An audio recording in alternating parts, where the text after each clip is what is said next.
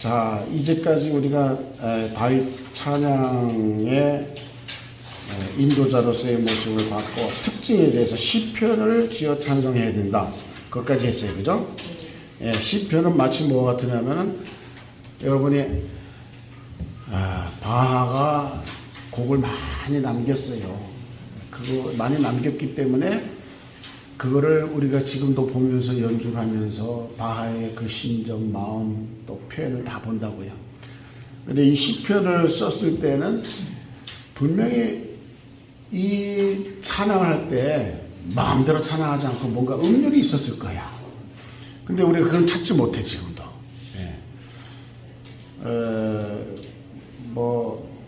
시편에 이렇게 여러 가지 무슨 음률에 맞춘 노래 이런 등등의 여러 가지가 있잖아요. 그러니까 그때의 그 모습이 어떤 거였는지 제대로 파악하기 힘든 거예요. 그 당시 말고는. 하지만 시편 23편만 해도 얼마나 많은 사람이 시 23편을 찬양을 만들었어요. 참 대단한 거죠. 참 제가 아침에 보냈는데, 지난번에 보낸다고 해도 못 보냈는데, 우리 아들 찬양이에요. 아들 찬양. 피아노 치는 애는 우리 며느리고, 그에 대해서 잠깐 설명을 하면은 은비라고, 내가 딸처럼 여겼던 어느 권사님 딸인데, 고등학교 때 졸업식도 받고 하여튼 그 정도로 이제 친했는데, 우리 애들하고도 친하고 형제처럼 지내다시피 했는데, 미국에서 이 녀석이 또 시집을 갔는데 어딜 갔냐면 선교사한테 간 거예요. 선교사님 가정에. 그 아들도 선교사고. 그래서 첫 딸을 은비라고 낳았는데 요것이 그냥 1년 돼가지고 죽어버렸네. 얼마나 이게 첫 애고, 그러니까 괴로워요. 저도 참 또 제가 주례를 했거든. 미국에서는 자기 아버지가 주례하고 한국에서는 내가 주례를 했었어요. 은비라는 애가 죽었으니 저도 참 괴로워서 그때 여기서 장례 예배를 미국서 해야 되는데 여기서도 했었어요. 그때 제가 이제 악기를 가지고 저도 트럼펫을 불렀는데, 우리 아들놈은 걔도 이제 자기 동생이나 같은 은비 엄마가 은비가 죽었으니까 이 곡으로 은혜의 비라고 해가지고 하나님이 자기한테 영감을 주시더래. 그래서 쓴 거예요. 그래서 은비를 지가 은혜의 비라고 해서 그 가사를 쓰고 곡을 쓴 거예요. 그거 말고도 이제 여러 가지 있어요. 거기다가도 또 구독 좀 해줘요. 그리고 났어요, 애기도? 그 다음에 셋 났어요, 또. 자, 오늘 이제 다윗의 찬양의 특징 가운데서 시편을 지어 찬양했다 하는 것은 참 기록을 남긴 거는 중요한 거예요. 그러니까 다윗의 마음을 지금까지 우리가 볼 수 있고, 들을 수 있고, 느낄 수 있고 하는 것이 이 시편을 지었다. 그러니까 여러분도 일기장 하나 남기는 것도 얼마나 참 위대해요. 나중에는 그것이. 그러니까 시편을 남겼다는 것은 시를 남긴 거나 다름없으니까 시집이나 다름없죠. 신앙의 시집이니까 여러분도 뭔가 자꾸 남기는 거 좋습니다. 그 다음에 이제 두 번째 얘기를 오늘 이제 하려고 해요. 하나님의 이름을 뭘로 아는다 그랬어요? 최고로 하는 믿음의 사람이었다. 이게 자기 찬양의 특징 가운데 하나님의 이름을 높이는 거예요. 근데 하나님의 이름을 저나 여러분이나 다 높이면서 찬양을 하고 있어요. 그죠? 근데 그 높이는 정도가 이게 다르다 이 말이에요. 어떻게 다르냐? 여기 오늘 사무엘상 17장 45절 보니까 이런 상황이 와도 여러분이 하나님의 이름을 다윗처럼 높일 수 있을까? 이게 다윗하고 일반 사람하고의 다른 점이라 이 말이에요. 이게 어떤 상황이냐? 이스라엘 사람들은 적어도 그들이 항상 찬양에 익숙한 사람들이에요. 이스라엘 사람들은. 그러니까 하나님의 이름을 다 높인다고요. 여호와 이름을 높입니다. 여호와께 경배합니다. 여호와 이름을 찬양합니다. 막 높인다 이 말이에요. 그런데 어떤 상황이 지금 벌어졌어요? 지금 블레셋 사람 골리앗이 나와가지고 싸움을 막 거는데, 어떤 싸움을 거느냐 하면은 막 약을 올리는 거예요. 너희 하나님은 어쩌고 저쩌고 하면서 약을 올리는 거예요. 고대 싸움이 다 그랬잖아요. 대표가 나와가지고 랍사게가 뭐라 그랬어요? 뭐 너희들은 뭐 소변을 마시고 대변을 먹고 이런 성경에 그런 게 있어요. 그거 들으면 막 흥분하는 거예요. 히스기야가 조용하라고 절대로 말하죠. 그래서 말 안 했죠. 그런 적이 있는데 이 블레스 사람이 뭐라 그래요? 45절에 보니까 한번 같이 읽읍시다. 45절 시작. 다윗이 블레스 사람에게 이르되 너는 칼과 창과 단창으로 내게 나오라. 나는 만군의 여호와의 이름 곧 내가 모욕하는 이스라엘 나의 하나님 이름으로 내게 나아가노라. 그 다음에 오늘 여호와께서 너를 내 손에 넘기시리니 내가 너를 쳐서 내 목을 베고 블레셋 군대의 시체를 오늘 공중에 새와 땅에 들짐승에게 주어 온 땅으로 이스라엘 하나님이 계신 줄 알게 하겠고 또 여호와의 구원이 칼과 창에 있지 않음을 이 무리에게 알게 하리라. 전쟁은 여호와께 속한 것인지 그가 너희를 우리 손에 넘기시리라. 이 다윗 이 부분은 얼마나 신나는 부분인지 몰라요. 근데 여러분 생각해 보세요. 평상시에 찬양하면서 여호와의 이름, 하나님의 이름, 뭐 아도나이 하면서 얼마나 찬양을 했어요. 그런데 그 하나님의 이름을 모독하는 소리를 듣고 이거 듣기 싫은 소리예요. 참을 수 없는 소리예요. 그런데 아무도 나서질 못했다는 거예요. 왜? 죽을까 봐. 근데 다윗은 그 이름을 모독하는 소리를 듣고 참을 수가 없어. 어디 감히 하나님의 이름을 모독해? 하면서 막 뛰쳐나가서 너 하나님의 이름을 모독한 너 새의 밥이 되고 뭐가 밥이 되고 막 큰 소리 친다 이 말이에요. 이 부분이 다윗이 느끼는 하나님의 이름과 일반 이스라엘 사람들이 느끼는 하나님의 이름의 차이라 이 말이에요. 다윗은 그 이름으로 이제까지 경험을 많이 했어. 어떤 경험도 했냐면 곰도 이긴 적이 있고 사자도 이긴 적이 있고 뭐 경험을 많이 하니까 그 이름이 얼마나 위대한지를 누구보다도 더 깊이 실감하고 있는 거예요. 그런데 그 이름을 모독해 참을 수가 없는 거예요. 그러니까 뛰쳐나가는데 다른 양반들은 속으로 끌끌 앓으면서도 그 이름을 모독해도 할 수 없다. 내가 죽는 마당에 내가 뭐 듣기 싫다고 저 나가서 저 덩치의 골리앗과 싸워? 어림없지. 할 수 없지. 이렇게 포기한다 이 말이에요.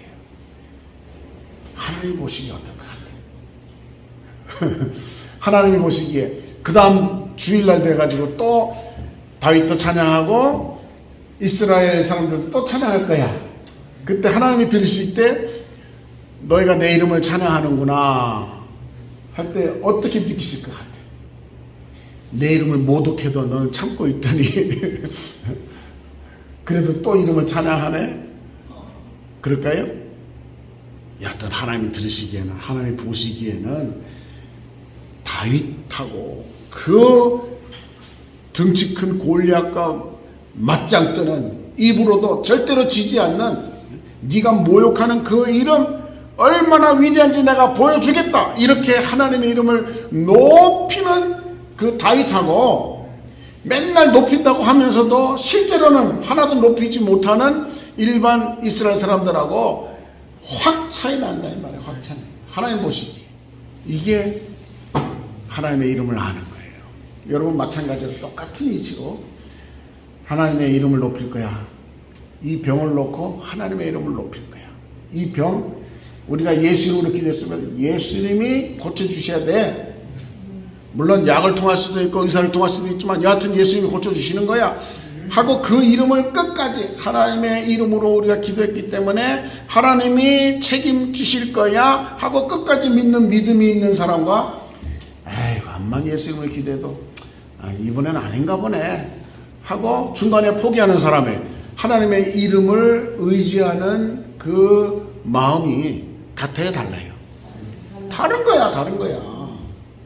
그러니까 다윗의 하나님의 이름과 이스라엘의 하나님의 이름 똑같이 찬양은 똑같이 했을지 몰라도 그 정도는 차이가 크다. 그러니까 여러분이 하나님 어떤 분을 좋아해요? 자기 이름을 진짜로 높이는 그 성도는 다시 보시는 거예요. 그 중심은 확실히 아신다 이 말이에요.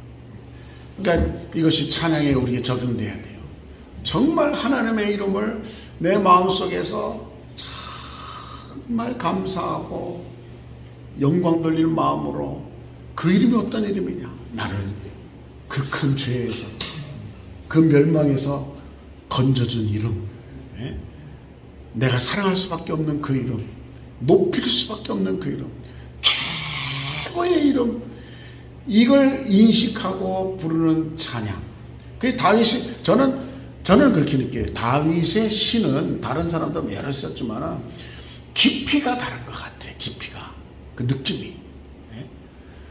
어디서 이런 깊이가 나왔는가? 바로 이런 거예요. 체험에서 나오는 거고, 또 삶에서 그렇게 그 이름으로 생각해 보세요. 정말 큰 소리 쳤잖아요. 다윗이 얼마나 큰 소리 쳤어요. 그 등치 주제에 골리앗 앞에서 너를 넘기시리라.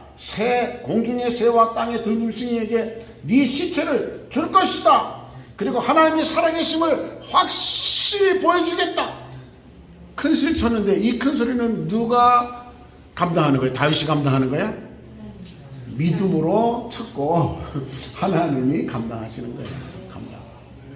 그러니까 여러분도 하나님의 이름을 진짜로 믿고 나아가면 진짜로 이 산도로 저 바다에 빠치오라 해도 빠치는 거예요. 이런 믿음, 이 믿음의 차이예요. 믿음의 차이. 베드로가 무리를 걸었어요? 안 걸었어요? 걸었어요. 이게 보는 데 따라 다르다고. 걸었어. 중간에 믿음이 약해지면서 빠졌어요. 그러니까 우리는 빠진 것만 자꾸 생각한다고. 걸었던 것도 생각해야 돼. 걸었던 거. 걷는 순간까지는 얼마나 믿음이 참 보기 좋았어요. 그러나 그 거센 광풍을 보고 무서워하면서 믿음이 흔들리니까 쫙 빠져들어가는 모습은 우리의 모습이다 이 말이에요. 우리의 모습. 그러니까 그럼에도 불구하고 왜 의심하였느냐 하고 예수님이 핀잔하시면서 일으켜 주시잖아요. 그러니까 우리가 찬양에 있어서 얼마나 그 이름을 느끼면서 그 이름에 대한 믿음을 갖고 찬양하는가, 이것을 확실히 보여준 다윗이다 하는 것입니다. 자, 그 다음에 이제 중요한 게 세 번째는 왕으로 기름 부음을 받았다 그랬어요. 왕으로 하나님의 영으로 충만했다 그랬어요. 자, 우리가 사무엘상 16장 12절을 한번 보겠습니다. 이 12절까지 그 전에 어떤 일이 벌어진지 여러분 아시죠? 네. 사람의 눈과 하나님의 눈은 확실히 다른 겁니다. 내 관점과 하나님의 관점은 다른 거예요. 사무엘 같은 사람은 어떤 사람이냐? 기도시는 죄를 범치 않게 해달라고 할 정도로 기도의 사람이에요. 기도의 사람이면 그만큼 영적 분별력도 누구보다도 탁월할 텐데, 그 탁월한 사무엘 눈에도 엘리압이 지나가고 삼마가 지나갈 때마다 야, 하나님께 기름 부을 자가 이자다 했는데 하나님은 여전히 아니다. 그래서 또 있느냐? 말자가 있는데 목동입니다. 목자가 지금 있습니다. 빨리 데려와라. 그래서 데려왔더니 하나님이 바로 이 다윗이다 라고 한다 이 말이에요. 그러면서 뭐라 그래요? 사람이 보는 거와 하나님 보는 건 다르다. 외모로 보지만 우리는 하나님은 중심을 보신다. 확실히 여러분도 항상 중심을 볼 수 있어야 되는 것입니다. 중심. 그래서 여기 뭐라 했어요? 12절에 이에 사람을 보내어 그에 데려오매 그의 빛이 붉고 눈이 빼어나고 얼굴이 아름답더라. 여호와께서 이르시되 이가 그니 일어나 기름을 부으라. 13절 다 같이 시작. 사무엘이 기름 부지는 가져다가 그의 형들 중에서 그에게 부었더니 그날 이후로 다윗이 여호와의 영에게 크게 감동되니라. 끝까지 크게 감동되니라. 기름 부음이 하나님의 영으로 크게 감동되니라가 나오는 거예요. 자, 그 다음에 크게 감동된 것이 어떤 열매가 또 있는가. 13절에 크게 감동되니라 했는데 16절에 원하건대 우리 주께서는 이게 당신 앞에서 모시는 신하들에게 명령하여 수금 잘 타는 사람을 구하게 하소서. 하나님께서 부르시는 악령이 왕에게 이를 때에 그가 손으로 타면 왕이 나으시리다 하는지라. 이 어떤 상황인지 아시겠어요? 사울이 번뇌라는 지금 마음병, 귀신병이 들린 거예요. 번뇌라는. 그때 신하가 수금 잘 타는 다윗을 초청해라 지금 그런 거예요. 다윗은 요때 지금 13절에서 어떤 일이 있었던 거예요? 16절이니까 기름 부음을 받고 어떤 상황이 있어요? 여호와의 영에게 크게 감동된 상황이다 이 말이에요. 요걸 놓치면 안 되는 거예요. 13절과 16절을 같이 보여야 되는 거예요. 크게 감동된 상황 속에서 다윗을 초청하는 거예요. 17절. 자, 이렇게도 볼 수 있는 거예요. 크게 감동되니까 하나님이 일할 기회를 주셨어. 그죠? 사울을 통해서 일할 기회를. 그 감동된 거는 못 말리는 거예요. 못 말리는 거야. 여러분, 성령 충만 받은 다음에, 성령 세례 받고 성령 충만 받은 다음에 그 다음에 말릴 수 있었어요? 여러분은 모르는, 저는 못 말렸어. 막 버스간에서도 막 큰 소리 쳤었어요. 막 웃으면서 나처럼 되세요. 나 이거 예수 믿고 이렇게 변화돼서 여러분 앞에 서지 않고는 견딜 수 없습니다. 뭐 이런 식으로 큰 소리 친 적이 있는데 못 말리는 거예요. 그러니까 다윗이 자진해서 나간 건 아니지만은 신하들이 벌써 그 정도로 느끼는 거예요. 어느 저 다윗이라는 수금 잘 타는 양반이 있는데 분명히 그가 수금을 타면은 이 병이 나을 겁니다 라고 미리 예고를 하는 거예요. 이 신하가 얼만큼 다윗에게 감동되었으면은 다윗이 하는 그 성령 충만한 모습을 확인했고 믿었으면은 왕에게 이렇게 소개하겠느냐는 말이에요. 그러니까 다윗이 지금 성령 충만한 상황인 걸 이해할 수 있어야 되고 17절에 사울이 신하에게 이르되 나를 위하여 잘 타는 사람을 고해 내게로 데려오라. 그러니까 18절에 소년 중 한 사람이 대답하여 이르되 내가 베들레헴에 사는 이새의 아들을 보니 수금을 탈 줄 알고 용기와 무용과 구별이 준수한 자라. 여호와께서 그다음 뭐라 했어요? 그와 함께 계시더이다. 지금 누가 증언하는 거예요? 신하 중에, 사울의 신하 중에서 다윗을 증거하고 있는 거예요. 그러니까 다윗이 지금 어떤 상황이냐?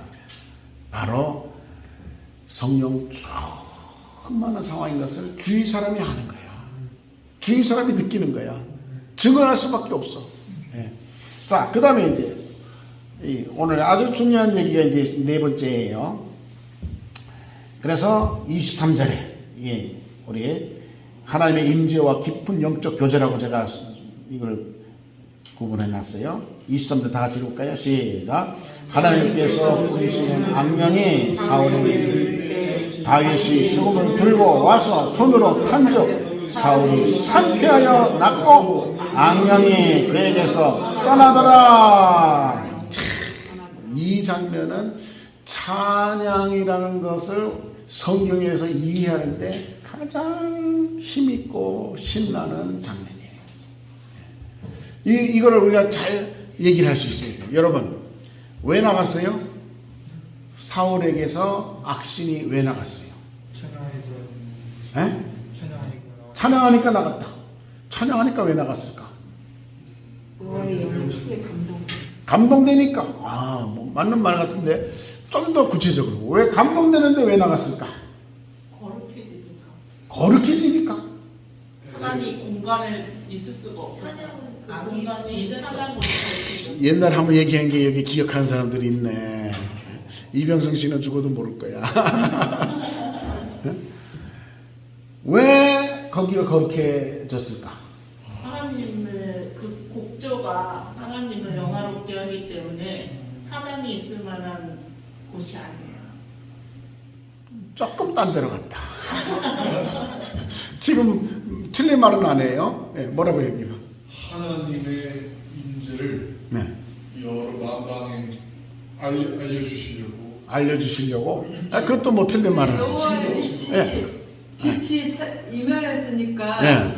당연히 어둠은 머물러 있지 못하니까 사람이 되는 거예요. 그 말 아주 이제는 한 80% 접근했어. 왜 여호와의 빛이 거기에 임했을까? 찬양으로 이렇게 임재를 불러드렸어요.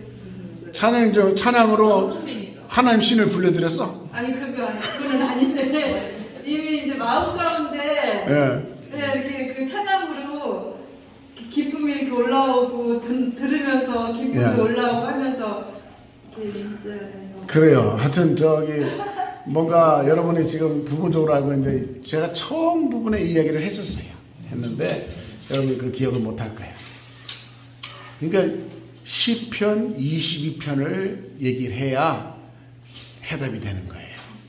시편 22편에 뭐라 그랬냐면은 이스라엘의 어디에 거하신다 그랬어요. 바로 그거예요. 바로 찬양에는 하나님이 거하신다 그랬어요. 하나님의 보호자가 뭐냐? 찬양이라는 거예요. 찬양. 그래서 천국에 그렇게 찬양이 계속 울려 퍼지고 많은 사람이 울려 퍼지고 아멘하고 찬양이 있는 곳이 곧 하나님의 보호자라는 거예요. 그러니까 찬양하면은 찬양이 가짜 찬양이고 찬양 연습이고 그냥 습관적으로 하는 찬양이면은 하나님 임재 안 하세요. 하지만은 중심으로 하나님을 찬양하고 하나님의 이름을 알고 찬양하고 하나님 앞에 영광 돌리려고 감사하는 찬양이면은 하나님이 어떻게 하신다? 임재하신다고. 임재. 요게 해답이에요. 요게. 그러면 이제 조민용 씨가 얘기하는 것도 맞고 정은주 씨가 얘기하는 거 다 통하는 거예요. 하나님이 임재하시니까 뭐가 돼요? 마귀 새끼가 한 공간에 하나님이 임하셨는데 같이 있을 수가 없는 거야. 그래서 떠나버리는 거예요. 그러니까 이게 너무나 분명한 거예요. 힘의 원리는 너무 분명한 거예요. 힘이 강한 하나님이 임재하셨는데 어디 감히 마귀 새끼가 거기에 같이 있을 수가 있어. 같이 있을 만한 존재가 아니라고. 순간에 떠나가는 거예요. 그것을 뭐라고 표현하느냐? 빛과 어둠으로 표현하는 거예요. 어둠이 왕인 것처럼 있다가도 빛이 오면은 더 큰 왕이 나타나니까 어둠은 그냥 순간에 샤. 또 이런 좀 햇빛 같지 못한 이런 빛은 이런 밑에 보면은 그림자가 다 있다 이 말이에요. 그러니까 우리는 하나님의 강렬하게 빛을 받으면은 어둠이 있을 수가 없어요. 이렇게 설명하는 게 쉽지 않은가 봐. 이렇게 설명하는 게 쉽지 않은가 봐. 제가 제 후배지만 박종호가 최덕신, 박종호 다 제 후배인데 이제 똑같은 동기예요, 얘들이.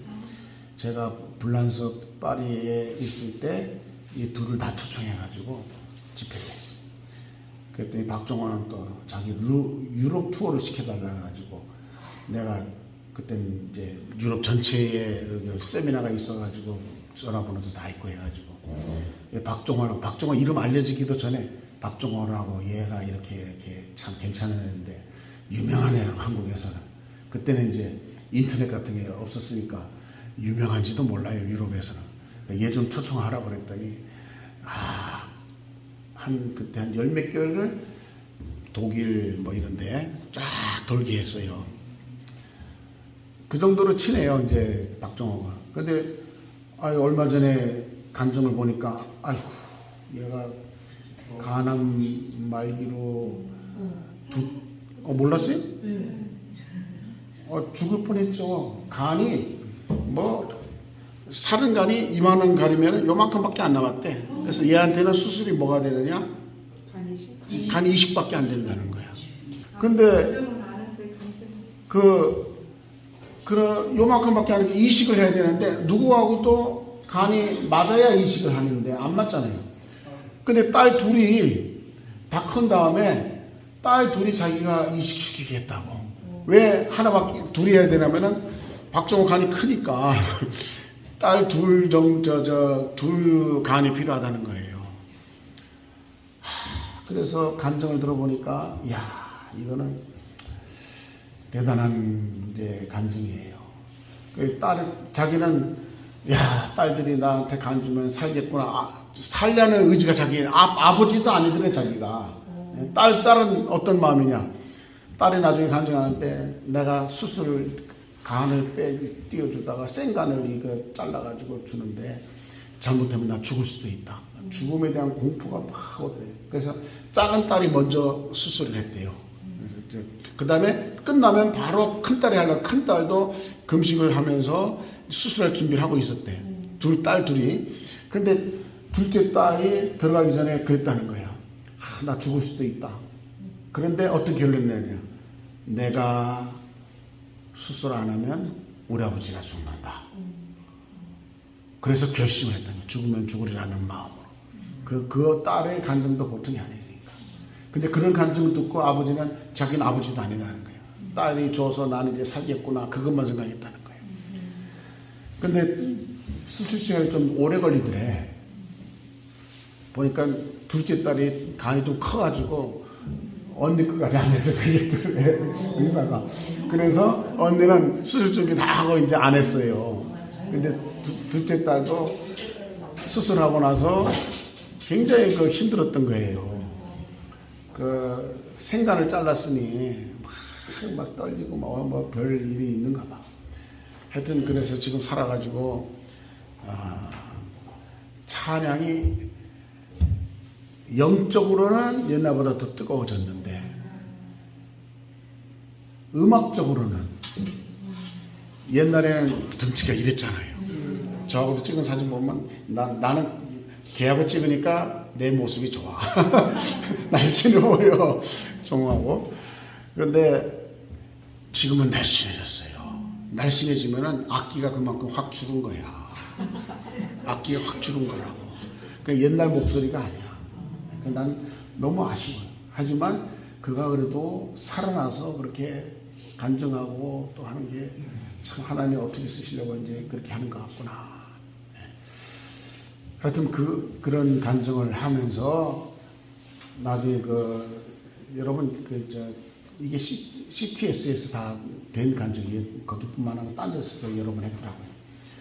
그런데 자기가 느낀 게 좀 신의 의사가 팍팍 있어가지고 이런 아픈 사람들 팍팍 고쳐주고 싶더라. 네? 근데 이런 얘기를 하는 거예요. 이 양반 좀 내가 이런 강의학원을 좀 들려줘야겠다 하는 생각을 지금 하고 있어요. 네. 언젠가 만날 텐데 이 사실만 알면은 지금 이 부분만 알면은 신의 역사는 찬양으로도 박정호 같이 뜨겁게 하나님을 찬양하면은 찬양하는 동안에는 악령이 있을 수가 없는 거예요. 귀신으로 말미암은 거는 다 쫓겨나게 돼 있는 거예요. 그래서 여러분의 믿음이 정말 제대로 됐나 하는 거는 여러분이 푸닥거리 하는 데 가봐야 돼. 푸닥거리 하는 데 가서 여기 누가 예수 믿는 사람이 왔다가 푸닥거리가 잘 안 된다. 그러면 여러분 믿음이 제대로 된 거야. 그런데 푸닥거리를 아무 지장 없이 계속 한다면 여러분이 갖는 듯 한다면 여러분의 문제가 있는 거야. 근데 진짜로 어린애가 와도 푸닥거리 하는 사람은 영적으로 정말 예민한 사람이니까 금방 안다고. 그러니까 우리가 믿음으로 가지고 가면은 그게 벌써 귀신은 알아요. 아무도 예수님이 누군지 모를 때 귀신은 소리쳤거든. 나는 당신이 누군지 안다고. 거룩한 하나님의 거룩한 자라는 얘기. 그러니까 아니까 예수님이 쫓으면 그냥 순간에 나가버릴 수밖에 없고 구걸하는 거야. 2,000마리 돼지떼에 내가 들어가겠다고. 그래, 그건 허락하는 거예요. 하지만 그 영은 사람에게는 못 들어가게 하는 거예요. 우리가 이 사실을 알고 귀신에 대해서 우리는 절대로 기죽으면 안 되는 거예요. 어떤 귀신, 어떤 역사를 나타내도 예수님은 죽은 자를 몇 명 살렸어요? 3명 살렸어, 3명. 죽은 나사로, 또 과부의 아들, 또 하나 있지? 있어요. 유족이 네? 그렇지. 근데 예수님이 뭐라 그랬어요? 내가 성령이 오시면은 내가 했던 일도 할 것이요. 나보다 더 큰 일도 하리라 그랬어요. 그러니까 3명 살린 그 정도가 아니라 우리는 4명, 5명, 10명도 살릴 수 있다는 얘기야. 물론 살려더라도 다 죽어. 나사로처럼. 하지만 하나님의 역사, 하나님의 이름, 하나님을 높이고 나타내기 위해서는 그럴 수도 있는 거예요. 성경이 뭐라고 표현하냐면 죽었다가 살아난 나사로 때문에 믿는 사람이 더 많아졌다 그랬어요. 그건 좋은 그 결과는 하나의 영광이에요. 물론 그 사람이 다 나중에 십자가에 못 박으라 소리쳤던 사람 중에 한 사람일 수도 있겠지만은 우리는 이 이름 높이고 이 이름으로 우리가 찬양하면은 이 지금 다윗에게만 이런 게 나타나는가? 아니라 이 말이에요. 나의 찬양이 진실로 하나님 앞에 상달되면은 하나님이 임재하셔. 임재하시면 그 자리에 악령은 번뇌케 악령은 떠날 수밖에 없어. 떠나니까 그야말로 상쾌하게 하나님이 상쾌한 마음을 딱 사울에게 준다 이 말이에요. 저는 그런 경험한 적이 있어요. 와 그래요? 네, 저희 아주버님이 네. 술을 마시고 이제 밖에서 술을 마시고 오셨는데 굉장히 악한 소리를 막 하고 계셨어요. 근데 그때 제가 성령 충만했을 때였거든요. 은혜를 막 받고 그 기간에 아주버님을 향해서 중보를 했어요. 그냥 아주버님 잠깐만 계세요. 제가 기도해 드릴게요.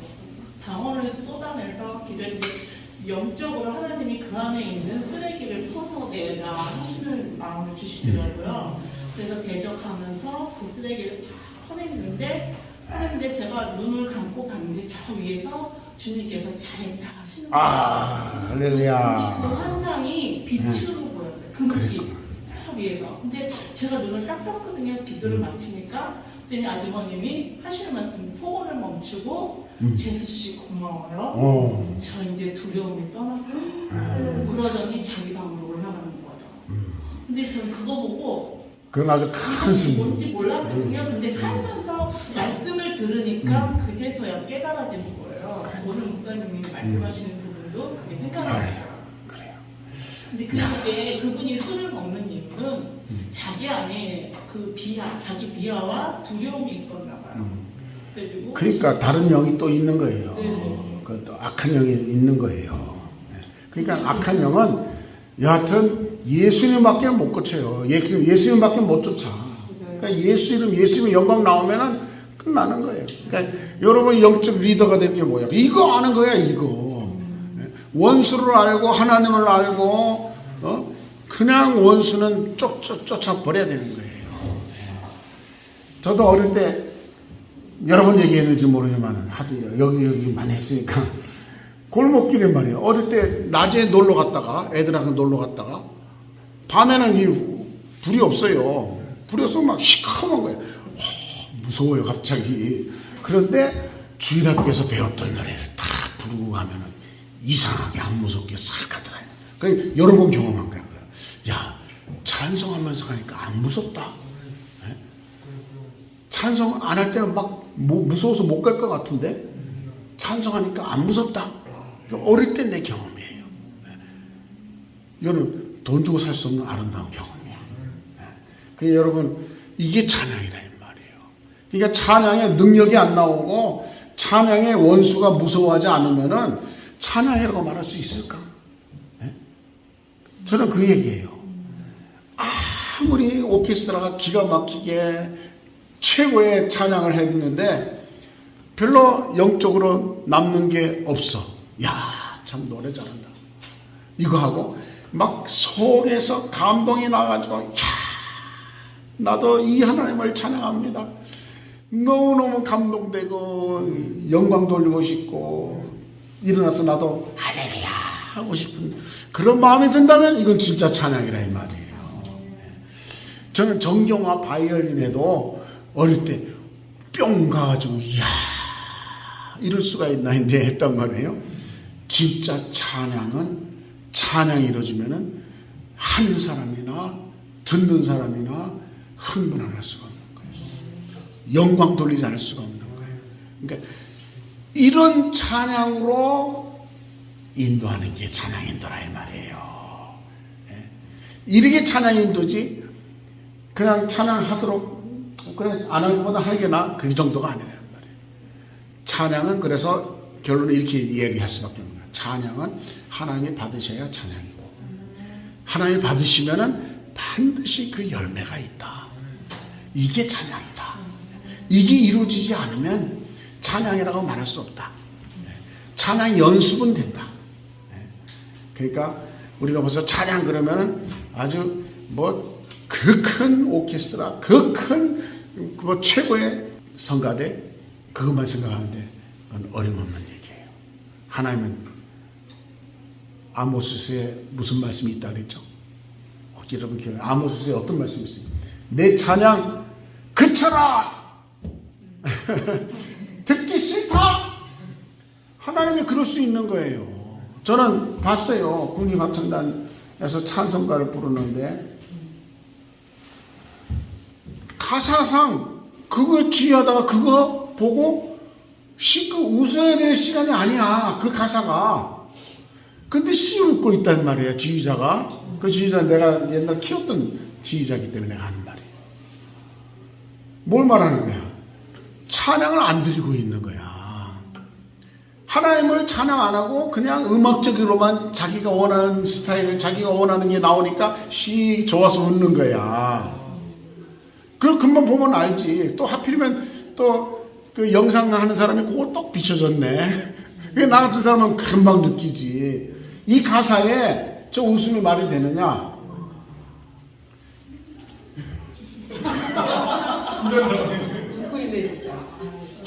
뭐야? 여러분 찬양이 돼야 되는 거예요. 찬양으로 진짜 인도하는 거예요. 요 다음 시간 진짜 중요해요. 아주 중요하네요. 아주 중요한 얘기예요. 자, 기도하겠습니다. 아버지 하나님, 진정 찬양을 원합니다. 하나님이 임재하실 수밖에 없는, 그리고 역사가 나타날 수밖에 없는 찬양을 사모합니다. 오늘 말씀을 나눈 우리 영적 리더들에게 평생에 다윗처럼 나타나게 하여 주시옵소서. 예수님 이름으로 기도드리옵나이다. 아멘. 영광의 박수.